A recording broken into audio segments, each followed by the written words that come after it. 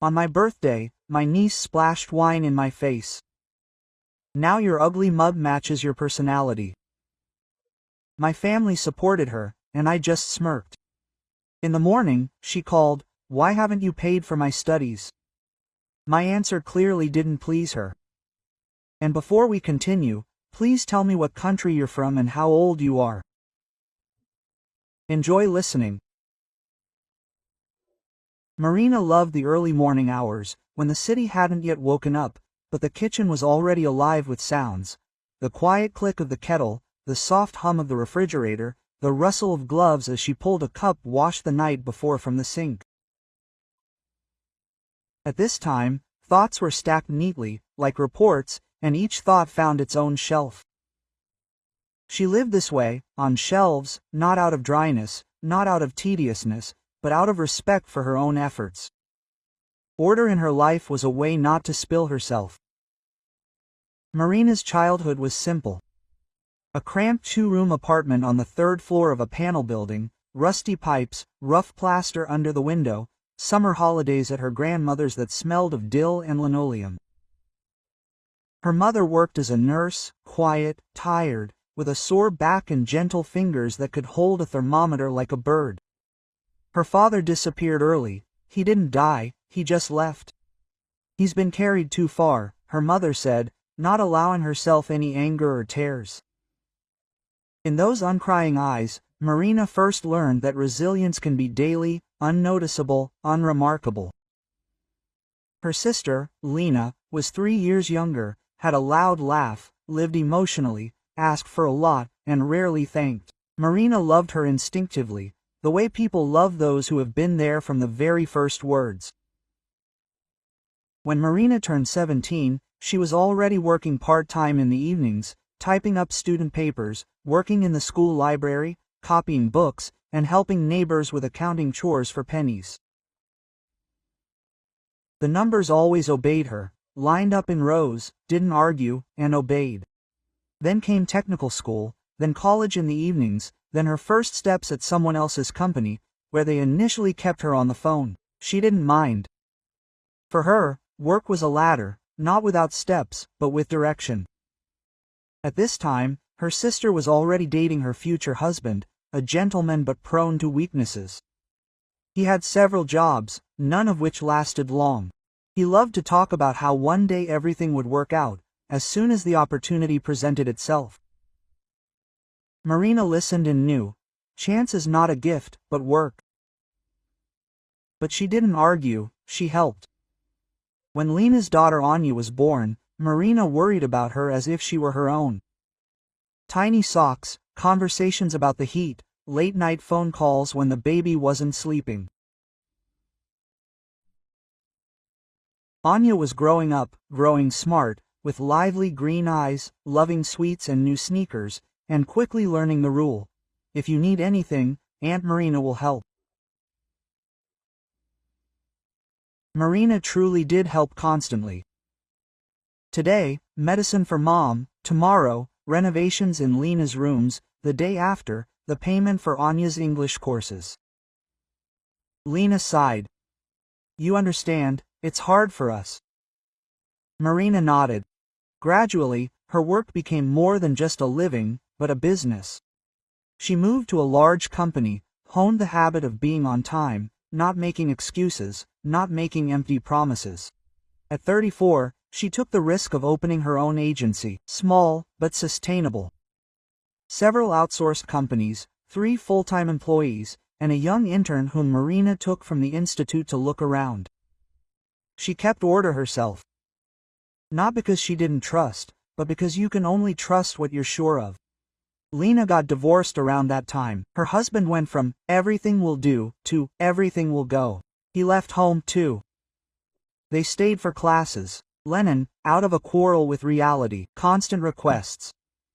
Marina shouldered some of the expenses, not considering it a feat. She believed in simple arithmetic. Those who can, support. In those years, there were always New Year's gifts for her niece in her apartment. In the spring, sneakers; in the summer, a travel voucher, and then tuition fees. When Anya entered a prestigious faculty, Marina prepared the money, handed it over, and Lena said, "Well, you understand, we can't do without you." Anya grew up reinforcing in her mind the idea that motherly care, naturally, comes by default. She learned to smile as if she were doing someone a favor, to accept gifts as a reward for her existence, to be late for greetings and say, "Well, no one died." Marina would notice, then ignore them. At 45, Marina decided to celebrate her birthday at home. Quietly, like a family. She bought a green salad and ripe tomatoes, washed the countertop until it squeaked, figured out how to arrange the plates so everyone could sit comfortably, and even got out the old glasses she'd been saving for guests from the cupboard. She didn't expect pompous speeches, didn't like empty toasts. She wanted an evening without complaints, without gossip, without sidelong glances. The guests arrived noisily. Lena was wearing a new dress, which, as it turned out later, a friend had helped me out with. Well, you know, the guy from Kursk who always said, "I may not drink, but I'll pour you a drink." Cousin Natasha, who knew everything about everyone, and Anya, with her phone in her hand, a moving ribbon in her eyes, the tired half-smile of someone for whom every event is a backdrop for a story. Marina said, "Come in." The first half hour was business as usual. Conversations about prices, what kind of government we have, the weather, why you don't have a husband, Marina, you're a normal woman. Marina had heard this for years. She had learned to ignore other people's attempts to shape her life by their standards. She poured wine and raised her glass. "Thank you for coming." And at that moment, Anya stood up and, as easily as lifting a leg from a stool, lifted her hand holding the glass. "Well, Auntie, congratulations," she said loudly, so that it could be heard from across the table and outside the window. "You've been pretending to be perfect for so many years, but inside you're rotten. Let there at least be honest on the outside." Quote, and, looking Marina in the eyes, he splashed the wine in her face. A second stretched like rubber. The wine ran down her skin to her chin. It stuck and dripped onto her dress, leaving a spreading stain on the gray fabric, like a rose. The air hung in suspense. What will happen? Marina heard someone chuckle, Natasha whisper, "Well, you're a real giggler." Lena said, "Anka has a temper."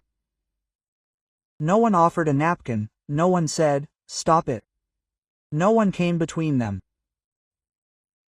Marina took one herself, patted her cheeks, wiped her lips, straightened her hair, and smiled a small, almost invisible smile. The weather inside her changed. As if hot July had turned into dry October in a single gust of wind. She saw everyone clearly, not in the details, but in their essence. It wasn't anger that came, but clarity. "Sit down," she said quietly to Anya. "We're eating." The conversations continued, but on a different level. Higher, more nervous, louder. Marina stood up, collected the empty plates, and carried them to the kitchen as if nothing had happened. That night, when the house was emptying, a few half-eaten apples lay on the table, along with the word "greedy," dropped by someone as they left. Marina swept up the cupboard, removed the tablecloth, and soaked it in cold water. In the morning, the phone rang early before coffee, before the first news. Anya was on the screen. Her voice was cheerful, sharp, like a cold shower. "Auntie, hi, why hasn't the money for the semester arrived? Today is the deadline. They already wrote to me that the payment didn't go through. What's the joke?" "It's not a joke, Anya," Marina said evenly. "It's a decision. I won't pay for your education anymore." "What?" Her niece immediately switched to whiskey without a pause. "Are you nuts? I have classes, exams, everyone else is fine. What do I owe you?" "Did you promise?" "I didn't promise anything. I helped you for a very long time, but yesterday I realized my help became not gratitude for you, but a tool. You decided that I was a wallet, not a person. From this day on, no. You will ruin my life," Anya shouted. As if life were still a foreign thing that could be ruined by turning it inside out. "You will regret it." Quote. "That's also your right to think so," Marina replied and hung up. The silence in the kitchen became thick. She sat up, propping her head on her hand, and for the first time in many years felt neither guilt nor fatigue, but lightness, as if an unnecessary closet had been removed from the room. There was more air. Her sister called almost immediately. "What have you done?" Lena began her greetings with an accusation. The girl was in shock. "Do you feel sorry? Are you a millionaire? She's studying. She's calculating." Lena, quote, Marina spoke quietly, as they say to those who have long since stopped hearing. "For 4 years I've been paying for Anya's studies. I bought her gadgets, sneakers, paid for trips, covered up holes. It was my decision to support. But yesterday you saw what your family gratitude looks like. It looks like wine in the face. I set a limit." "Lord," the girl said too much. Quote, Lena broke her voice against herself, like a curb. "You're an adult, you're smart. Really? Quote, is this why this is happening? Marin, are you insane? Are you ruining her life?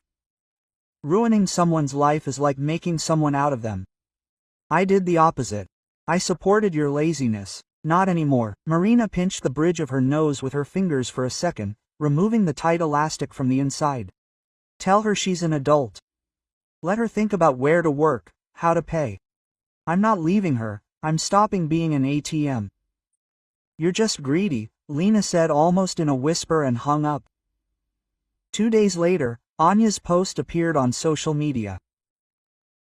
It was full of words about a relative who abandoned her in a difficult moment, about toxic rich women, about envy and control. There were likes, reposts, comments.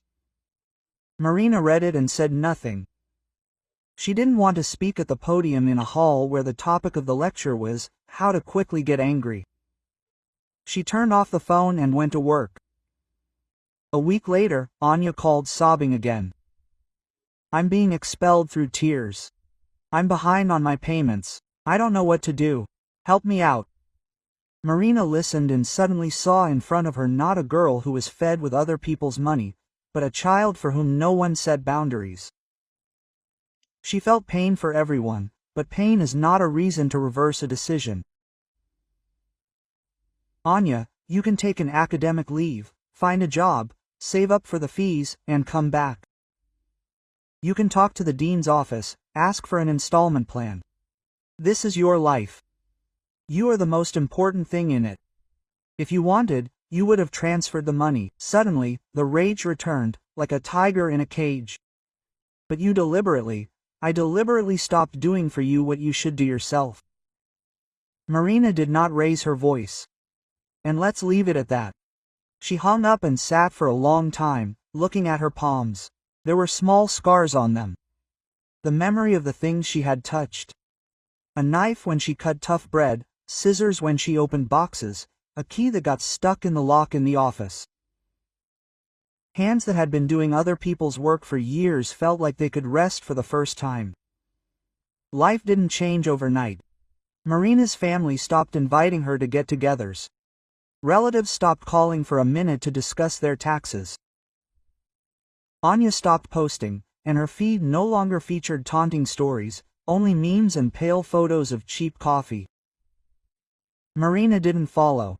There's so much in the world that you can't watch just one other person's performance. Life began to tune like a piano after a long silence. Instead of family shouting and complaints, her calendar now included yoga twice a week, a trip to the museum on Saturdays, and a date with friends without the obligatory questions about her personal life. She bought herself a ceramic mug that she wasn't ashamed to admire, and a new blanket, soft and gray, like warm fog. Her house ceased to be a train station, where everyone was walking, making noise, and demanding things. Home became a home. In the spring, Marina bumped into Anya on the street. She was standing at the cafe with 2 girlfriends. She laughed without joy. The jacket was cheap and new at the same time. Her face was tired. Seeing her aunt, Anya put on a smile like makeup. "So, are you happy?" she asked without saying hello. "You see, I can manage without your money." Marina nodded. "That's good. I'm glad." "Glad?" Anya shook her head, her voice scratched with resentment. "You hate me." "No," said Marina. "I just stopped doing for you what you were supposed to do." "It's not hate. It's respect for you, the real you, not the imaginary one. You think you're a saint, Anya said, like a diagnosis. In fact, you're just an adult, Marina suggested. This word, it's not evil. You'll need it too.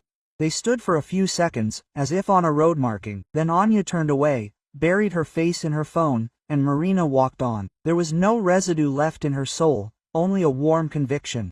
Everything is going where it should. Time did its job. Anya got a job in a cafe, then left, then returned to the university, this time to a different department. Simpler, closer to reality. Lena called a couple of times, starting with she finished incoherently. They argued less, as if both sides had forgotten why. Marina's bureau was growing.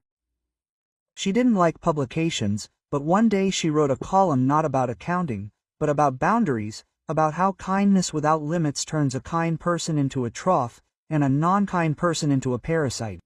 About how no can save just as much as yes.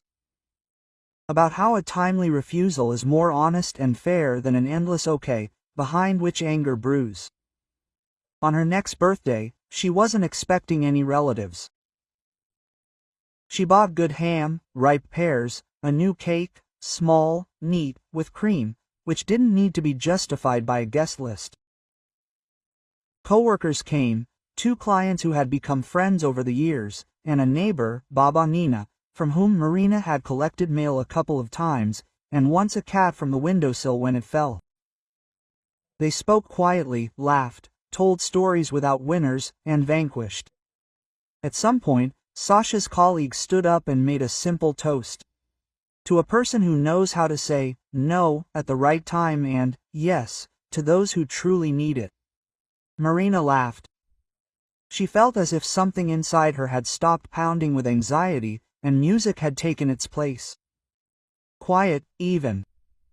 Anya called a month later. Auntie. The voice was unfamiliar, as if from another body.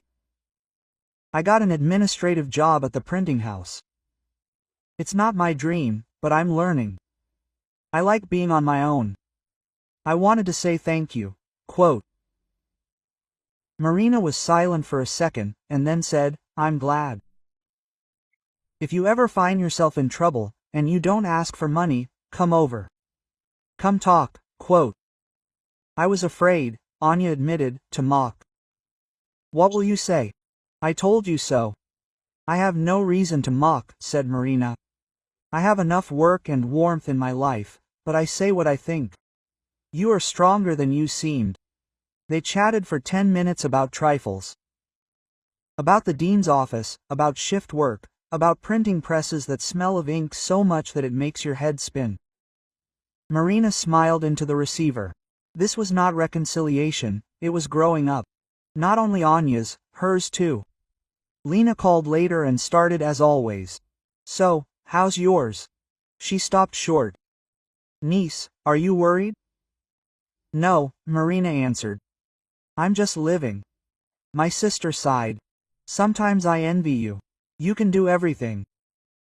And I always try and fail. You don't fail, said Marina. You just often want someone to do it for you. And you find someone to do it, but then you feel bad because you don't. Try it differently.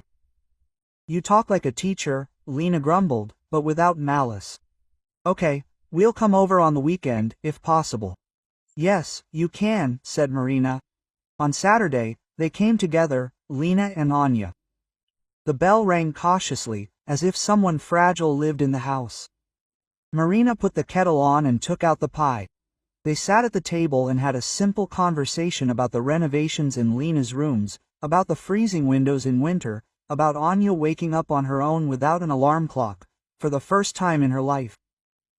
Lena opened her mouth a couple of times to say something convincing, but always closed it. Closer to evening, when the tea had cooled and the conversation, on the contrary, warmed up, Lena said, I was at your birthday party then. She was surprised that her voice trembled. I was glad it wasn't me, that it wasn't to my face. I'm bad. You're ordinary, said Marina. And that's normal. It's normal to be ordinary. It's bad to be thoughtless. These are different things. Lena nodded. Anya said quietly. I didn't know how to talk to you, Auntie. I'm used to demanding. I thought that was intimacy, but it turned out to be parasitism. Forgive me, I'm not a judge. I have no verdict, said Marina. They sat. Soft snow was falling outside, settling on the windowsill in a thick layer, like a white towel. The city froze, reminding that silence is not emptiness, but a container. Marina thought that long years of boundless love had made her a nurse for other people's weaknesses, and refusal became a pill, bitter, but healing. When they left, their warmth remained in the hallway. Marina closed the door and leaned her back against it. Marina didn't have a husband, she had friends. The following summer, she met a man, Igor, taciturn, stubborn, able to fix what others they threw it away. They discovered they both enjoyed strolling in the botanical garden, where it smelled of grass in the summer and the warm, humid air of the greenhouses in the winter. Igor had a teenage son whom he hadn't seen due to a difficult divorce. Marina listened to him, and for the first time in a long time, her inner accountant didn't kick in. The family was gradually rebuilding. Lena found a simpler, but more stable, job. She stopped lying to herself, and her voice became quieter. Anya graduated with a ceremonial flourish, without much drama, got a permanent job at the same printing house, and began visiting her aunt just for tea, without a hint of translations. Sometimes she brought pastries and told stories about clients who wanted everything at once. Marina listened and smiled. She hadn't forgotten that glass. Memory doesn't fade on command, but memory is no reason to live with resentment. It's just a sign on the side of the road. There was a hole there, further on, more equal. One day, Marina was walking home from work when her neighbor, Baba Nina, caught up with her. She was a strong, old woman with eyes that saw everything.